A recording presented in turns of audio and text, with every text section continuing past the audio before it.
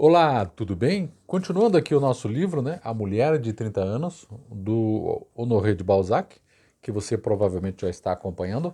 Vamos para mais um episódio, eu acho que o episódio número 11. Número 11.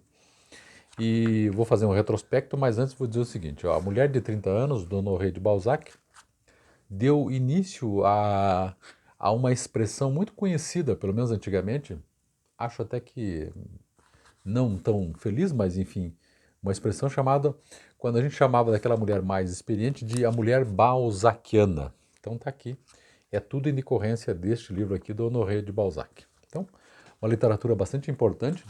Esse é um romance que é ambientado ali mais ou menos na França na época de Napoleão. Então Napoleão já foi destituído e o romance se passa naquela época mais ou menos. Tá bom? Bom, eu já li aqui ó, a primeira parte, né, já terminei de ler a primeira parte e vou iniciar agora a segunda parte para você acompanhar aí.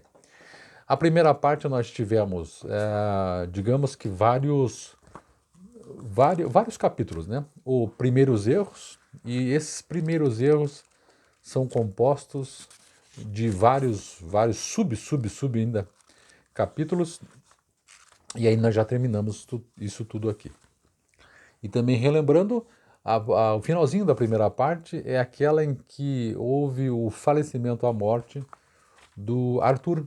O Arthur é aquele inglês interessadíssimo em Júlia, embora ela, casada, fosse com o Vitor aqui. Tá certo? Vamos continuar firmes e fortes, então, no nosso trabalho? Vamos lá. Segunda parte, então, Sofrimentos Desconhecidos. Esse é o título agora do nosso livro físico aqui. Página 85. Eu devo ter feito quase um pouquinho menos da metade já do livro. Vamos lá então. Sofrimentos desconhecidos. E vou fazendo pontuações necessárias aqui. Entre o pequeno rio Loing e o Sena, estende-se uma vasta planície cercada pela floresta de Fontainebleau e pelas cidades de Morret, Nemours e Monterreau. Essa região árida oferece à vista apenas umas raras elevações. Por vezes, no meio dos campos, alguns capões que servem de refúgio à caça. Depois, por toda a parte, essas linhas infinitas cinzentas ou amareladas, peculiares aos horizontes da Sologne, da Beauce e do Berry. Então, em meio a essa planície, entre Morret e Monterreau, o viajante divisa um velho castelo chamado Saint-Lange, a cujos arredores não falta grandeza nem majestade.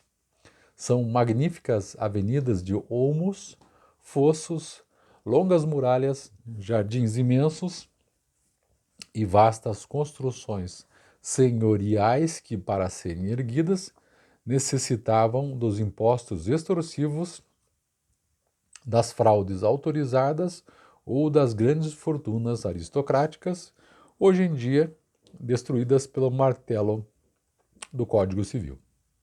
Bom,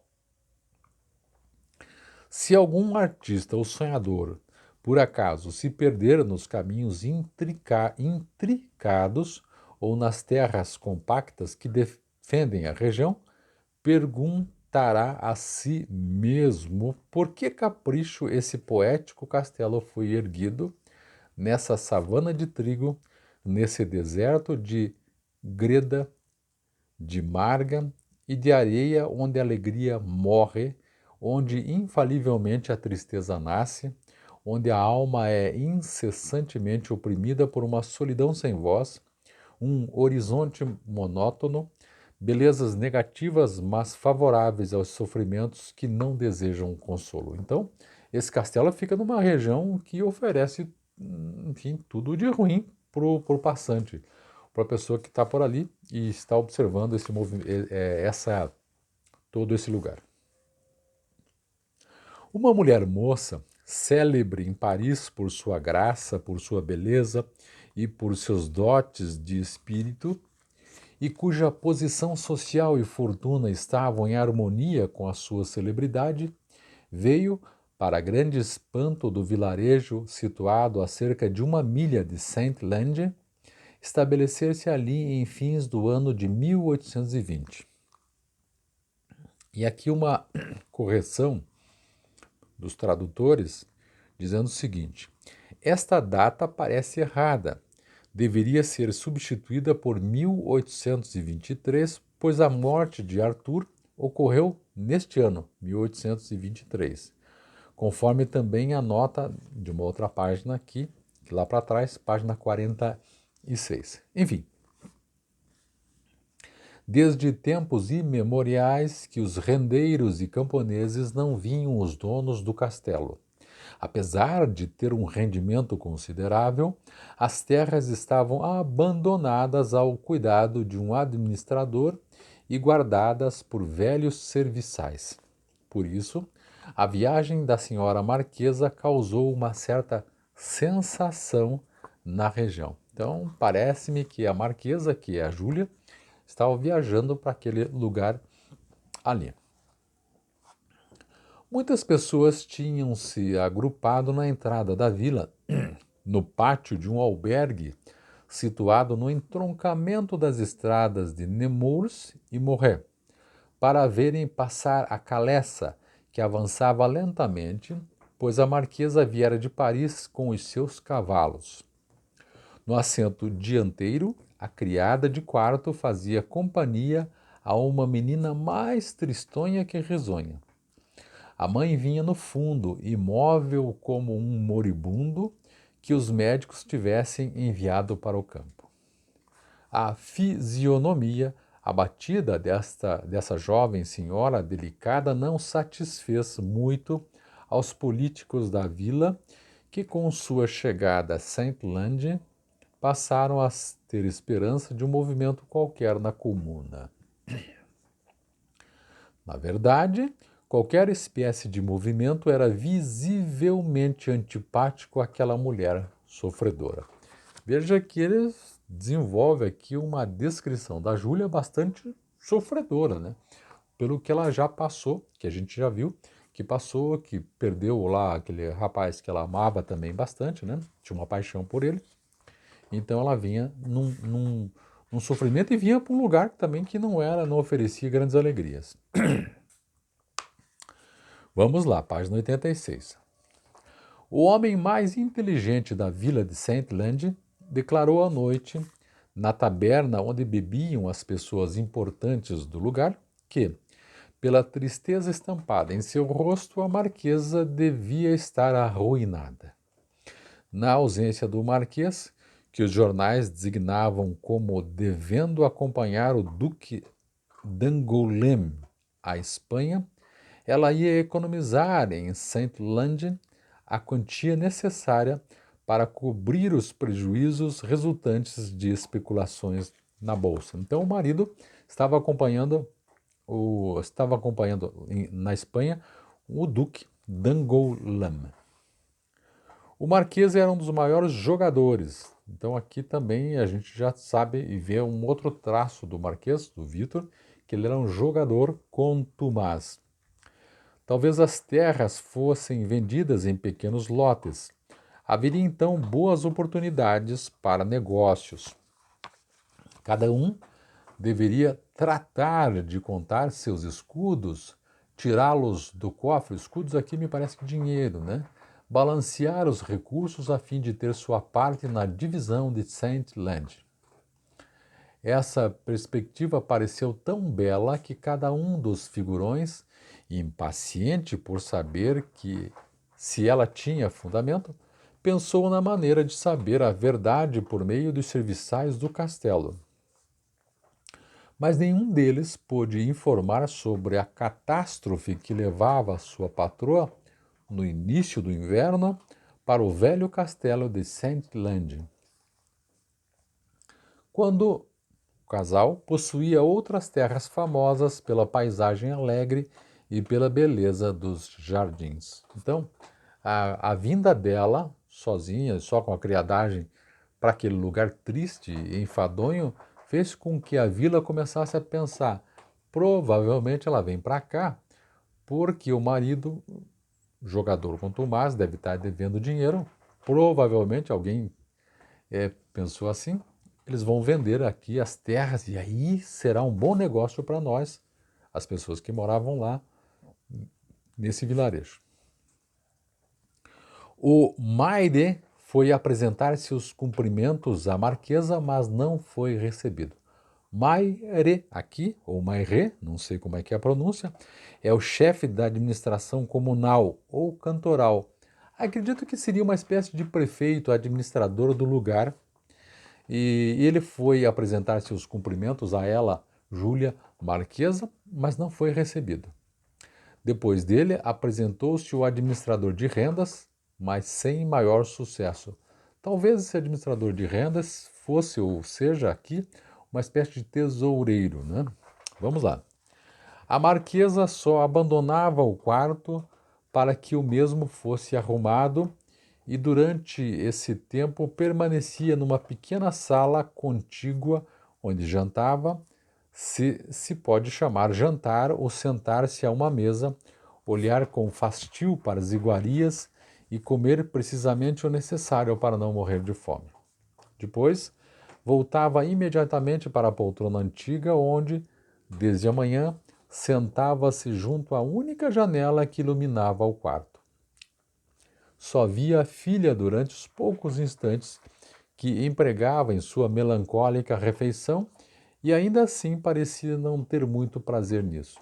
Tem aqui um desenho de uma certa melancolia e de uma certa depressão, né? Pelo menos assim é o que eu imagino, porque ela tem a filha para cuidar, mas nem isso também, porque tem gente que cuide, nem isso ela dava a conta necessária. Não serão precisos sofrimentos inauditos para matar numa mulher moça o sentimento maternal. Nenhum dos criados podia penetrar em seus aposentos. A criada de quarto era a única pessoa cujos serviços lhe agradavam. Exigiu um silêncio absoluto no castelo. A filha teve de ir brincar longe dela. Era-lhe tão difícil suportar o mínimo ruído que qualquer voz humana, mesmo a da filha, a incomodava. Os moradores da região muito se preocuparam com essas singularidades. Mas, afinal, esgotadas todas as hipóteses, nem as aldeias circunvizinhas, nem os camponeses pensaram mais naquela mulher doente. Então, a princípio, ela causou um certo burburinho, mas depois, com o tempo, quando viram que ela realmente não queria socializar, né, deixaram-na quieta. Me parece que é assim. Página 88. Então, ela está bastante depressiva, arrasada aqui. Entregue a si mesma, a marquesa pôde, pois, permanecer perfeitamente silenciosa em meio ao silêncio que estabelecera em volta de si e não teve ocasião para sair do quarto forrado de tapeçarias onde falecera sua avó e onde se recolhera para morrer suavemente, sem testemunhas, sem importunações, sem sofrer as falsas demonstrações dos egoísmos mascarados de afeição que, nas cidades, causam aos moribundos uma dupla agonia. Aqui, então, o castelo era da família, o autor diz que ali morreu a avó dela. E ela, provavelmente, né, direcionou-se para lá também para ter esse fim trágico, enfim, para se deixar levar. Essa mulher tinha 26 anos. Nessa idade, uma alma ainda cheia de ilusões poéticas encontra prazer em saborear a morte quando ela se lhe afigura benfazeja. Mas a morte é uma sedutora falaz das pessoas jovens. Aproxima-se e recua, mostra-se e esconde-se. A demora desilude-as dela, a incerteza que eles causam ao amanhã termina por lançá-las de novo no mundo onde tornarão a encontrar a dor que, mais impiedosa que a morte, há de feri-las sem se fazer esperar. Ora, essa mulher que se recusava a viver ia sentir a amargura dessa demora no fundo de sua solidão e nesta fazer, numa agonia moral que a morte não terminaria, uma terrível aprendizagem de egoísmo que devia corromper-lhe o coração e amoldá-lo à sociedade. Então aqui é o seguinte, como ela era muito jovem, aparentemente não tinha problema de saúde, essa espera pela morte era demais angustiante e teria que viver esse processo todo, né? Ela estava vivendo esse processo todo. Essa cruel e triste lição é sempre fruto de nossos primeiros dissabores. A marquesa sofria verdadeiramente pela primeira e talvez pela única vez em sua vida. Com efeito, não é um erro acreditar que os sentimentos se reproduzam. Uma vez desencadeados, não existem para sempre no fundo do coração? Adormecem ou despertam ao sabor dos acidentes da vida, mas aí permanecem e essa permanência modifica necessariamente a alma. Assim, todo sentimento só teria um dia de existência, o dia mais ou menos longo de sua primeira agitação. Assim, a dor, o mais constante de nossos sentimentos, só seria realmente viva quando de sua primeira eclosão e suas outras crises iriam enfraquecendo, ou porque nos fôssemos acostumando a elas, ou em virtude de uma lei de nossa natureza que, para se manter viva, opõe a essa força destrutiva uma força igual, mas inerte, oriunda dos interesses do egoísmo. Então, aqui, a dor que essa moça estava passando talvez fosse se amoldando à vida, fosse se amoldando, enfim, ao dia a dia. E a dor vira um processo. Mas, entre todos os sofrimentos, a qual caberá esse nome de dor? Como é o nome disso? A perda dos pais é um desgosto para o qual a natureza preparou o homem. O mal físico é passageiro, não abrange a alma. E se persiste, não é mais o mal, é a morte. Se uma mulher moça perde o filho recém-nascido, em pouco tempo o amor conjugal lhe dará um sucessor. Também essa aflição é passageira. Finalmente, esses pesares e muitos outros semelhantes são, de certo modo, golpes, feridas, mas nenhum afeta a vitalidade em sua essência. E é mister que se sucedam de um modo raro para matar o sentimento que nos leva a procurar a felicidade. A verdadeira dor seria, pois, um mal suficientemente mortífero para atingir a um tempo passado, o presente e o futuro, não deixar íntegra nenhuma parte da vida, desnaturar em definitivo o pensamento, gravar-se de modo indelével nos lábios e na fronte, afrouxar ou extinguir os impulsos do prazer, introduzindo na alma um princípio de aversão por todas as coisas desse mundo. Aqui o autor está tentando localizar, obviamente para nós leitores, que tipo de dor que levou a nossa personagem para lá e esse sofrimento todo. Ainda mais, para ser imenso, para assim pesar sobre a alma e sobre o corpo, esse mal deveria chegar no momento da vida em que todas as forças espirituais e corporais são ainda jovens e fulminar um coração em pleno vigor. O mal produz então uma imensa ferida.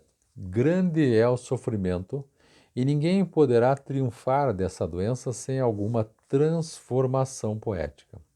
Ou envereda-se pelo caminho do céu, ou se permanece aqui embaixo, volta à sociedade para se mentir-lhe, para representar um papel e desde logo fica conhecendo os bastidores aonde a gente se retira para meditar, chorar e gracejar. Depois dessa crise solene, não restam mais mistérios na vida social, que desde então está irrevogavelmente julgada. Nas mulheres da idade da marquesa, então 20 e poucos anos, essa primeira e mais pungente de todas as dores é sempre causada pelo mesmo fato. Estamos chegando à definição do sofrimento dela, aliás, por que ela está sofrendo. A mulher, e principalmente a mulher nova, tão grande pelo espírito como pela beleza, jamais deixa de consagrar sua vida àquilo a que a natureza, o sentimento e a sociedade a impelem inteiramente. Se essa vida vem a falhar e se ela continua na terra, experimentará os mais cruéis sofrimentos, pela razão que torna o primeiro amor o mais belo de todos os sentimentos. Aqui o sofrimento pelaquela paixão. Estou denominando paixão. Outro fala em amor aqui. Por que essa desgraça não teve jamais um pintor, nem um poeta? Mas será possível pintá-la? Será possível cantá-la? Não. A natureza das dores que ela engendra escapa à análise e às cores da arte. De resto, esses sofrimentos nunca são confiados. Para consolar deles uma mulher é preciso adivinhá-los, porque, sempre amargamente contidos e religiosamente sentidos, eles permanecem na alma como uma avalanche que, precipitando-se num vale, destroça tudo antes de encontrar um caminho. Vamos lá, página 90 ainda. A marquesa estava tão entregue a esses sofrimentos que por muito tempo ainda permanecerão desconhecidos, porque tudo no mundo os condena, ao passo que o sentimento os afaga, e a consciência de uma verdadeira mulher sempre os justifica. Acontece com esses sofrimentos o que acontece com as crianças infalivelmente deserdadas da vida, que estão ligadas por laços mais fortes ao coração das mães do que os filhos bem dotados. Jamais, talvez, essa medonha catástrofe que mata tudo o que há de vida além de nós mesmos tenha sido tão viva, tão completa, tão cruelmente agravada pelas circunstâncias como acabava de ser para a marquesa. Um homem adorado, jovem e generoso, a cujos desejos jamais acedera, a fim de obedecer às leis da sociedade, tinha morrido. Tinha morrido para lhe preservar aquilo que a sociedade chama a honra de uma mulher. A quem podia ela dizer: eu sofro? Suas lágrimas ofenderiam o marido, causa primeira de sua desgraça. As leis e os costumes proscreviam seus queixumes. Uma amiga ter-se-ia rejubilado com eles. Deles um homem se teria aproveitado. Não. Aquela pobre infeliz só podia chorar à vontade num deserto, tragar na solidão seu sofrimento ou ser tragada por ele, morrer ou matar qualquer coisa em si, sua consciência, talvez. Relembrando também aqui a história lá atrás do Arthur, que é o texto aqui está falando da morte dele, eu preciso trazer uma informação, relembrando para encaixar aqui, que ela disse que se o Arthur viesse a pensar, né, que o Arthur dizia que já estava pensando nisso, a matar o marido dela, o Vitor, para ficar com ela renunciaria este amor, portanto, e viraria freira. Mas ela nunca imaginou que ele poderia morrer. O que ela disse é: se afaste, vai para a Inglaterra e a gente nunca mais se vê, embora.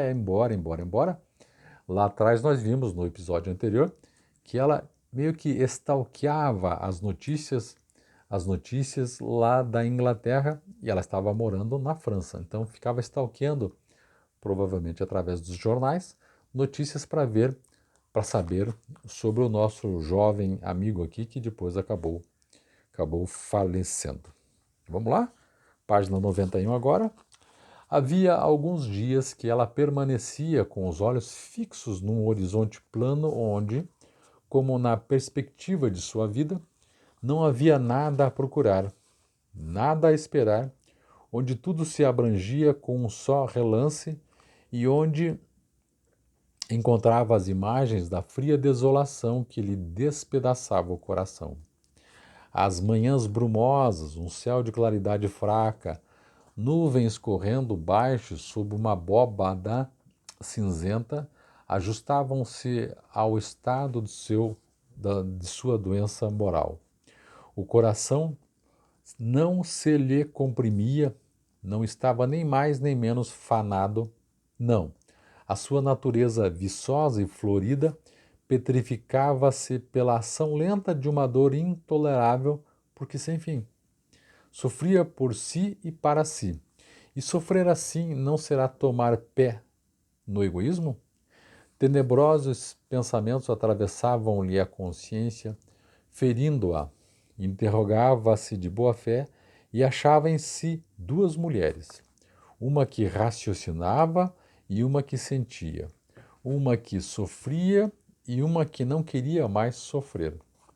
Reportava-se às alegrias de sua infância, decorridas sem que lhe sentisse a felicidade, cujas imagens límpidas acudiam-lhe em tropel, como que para lhe acusar as decepções de um casamento afortunado aos olhos da sociedade e horrível na realidade. De que lhe tinham servido os pudores da juventude, os prazeres reprimidos e os sacrifícios feitos à sociedade? Se bem que tudo nela exprimisse e esperasse o amor, perguntava a si mesma para que agora a harmonia de seus movimentos, seu sorriso e sua graça? Sua mocidade e voluptuosidade tinham para ela o mesmo caráter irritante que um som repetido indefinidamente. Sua beleza era-lhe insuportável como uma coisa inútil. Via com horror que não mais poderia ser uma criatura completa. Seu eu interior não perdera a faculdade de sentir as impressões novas que tanto encanto dão à vida? Para o futuro, a maior parte de suas sensações se desvaneceriam tão logo fossem recebidas, e muitas das que outrora a tinham emocionado iriam agora tornar-se-lhe indiferentes. Depois da infância da criatura vem a infância do coração. E seu amado levara para a tumba essa segunda infância. Jovem ainda por seus desejos, ela não mais possuía essa completa juventude de alma que dá a tudo na vida seu valor e seu sabor. Não guardaria em si um princípio de tristeza, de desconfiança, capaz de arrebatar as suas emoções, seu vigor, seu arrobo? Porque nada mais poderia dar-lhe a felicidade que esperava, que sonhara tão linda. Suas primeiras lágrimas verdadeiras apagavam esse fogo celeste que ilumina as primeiras emoções do coração. Ela devia sofrer sempre por não ser o que poderia ter sido. Dessa crença deve proceder o amargo desencanto que leva a virar o rosto quando de novo o prazer se apresenta.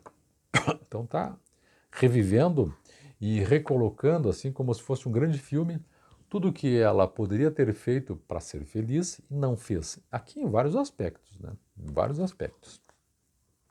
Em vários aspectos relacionados à paixão dela, evidentemente. Agora, ela julgava a vida como um ancião prestes a deixá-la. Embora sentindo-se jovem, a totalidade de seus dias sem alegria caía-lhe sobre a alma, esmagando-a e envelhecendo-a antes do tempo. Num grito de desespero, perguntava ao mundo o que ele lhe daria em troca do amor que a ajudara a viver e que ela havia perdido. Perguntava a si mesma se em seus amores desfeitos, tão castos e puros, o pensamento não tinha sido mais culpável que a ação. Percebe? Porque, embora ela não tenha partido atrás desses amores, notadamente da paixão dela, mas ela pensava nisso. Então, portanto, o pensamento não tinha sido mais culpável que a ação. Sentia prazer em fazer-se culpada para insultar a sociedade, e se consolar de não ter sido com aquele que pranteava essa comunhão perfeita que, justapondo as almas uma à outra, diminui a dor da que fica pela certeza de ter inteiramente gozado da felicidade, de ter sabido plenamente proporcioná-la e de conservar em si mesma uma marca da que já não existe. Achava-se descontente como uma atriz que falhou num papel, porque essa dor lhe atacava todas as fibras, o coração e o cérebro. Se a natureza estava contrariada em seus mais íntimos impulsos, a vaidade não estava menos ferida que a bondade que leva a mulher a sacrificar-se. Depois, agitando todas as questões, revolvendo todas as fontes das diferentes existências que nos dão as naturezas social, moral e física, ela relaxava tanto as forças da alma que, em meio às mais contraditórias reflexões, não conseguia agarrar-se a nada. Assim, por vezes, quando caía o nevoeiro, ela abria a janela e ali ficava sem pensar em nada, ocupada em respirar maquinalmente o odor úmido e terroso espalhado no ar, de pé, imóvel, aparentemente idiota, porque o zumbido de sua dor tornava-a igualmente surda às harmonias da natureza e aos encantos do pensamento. Aqui eu quero dar uma parada porque agora nós vamos começar um pequeno diálogo dela com a pessoa que trabalha com ela, a criada de quarto. E aí começa um pequeno diálogo e depois nós vamos para outras coisas, mas é importante nesse primeiro episódio aqui, nesse episódio acho que número 11, essa redefinição do estado em que ela estava. Então percebe-se que agora a Marquesa, a Júlia, está vivendo uma angústia, uma depressão bastante profunda. É interessante porque essa segunda parte, o título é Sofrimentos Desconhecidos. A bem da verdade, pelo menos até aqui, os sofrimentos são conhecidos e a causa desses sofrimentos também são conhecidos. O autor veio dizendo aqui, da página 85 até a página 92, fazendo uma descrição bastante abrangente do estado de espírito da nossa protagonista aqui. Tá certo? Então ficamos assim, 32 minutos. E no próximo episódio eu retomo daí com o diálogo dela com a criada. Faço essas interrupções para a gente poder compreender esse momento. Não quero misturar uma situação na outra, então eu fecho aqui, que foi uma descrição muito legal, muito bacana, a respeito do estado de espírito da Marquesa. Então é isso, muito obrigado, estamos quase no meio do livro. É isso aqui, ó, o livro então, a mulher de 30 anos, a mulher insatisfeita não tem o direito de procurar o amor fora do casamento, aqui, Honoré de Balzac, o que deu a ideia de se traçar aqui para aquela mulher jamais madura, a expressão de mulher balzaquiana, se usou bastante esse termo. Tá certo? Então é isso, muito obrigado por acompanhar, um grande abraço, até mais.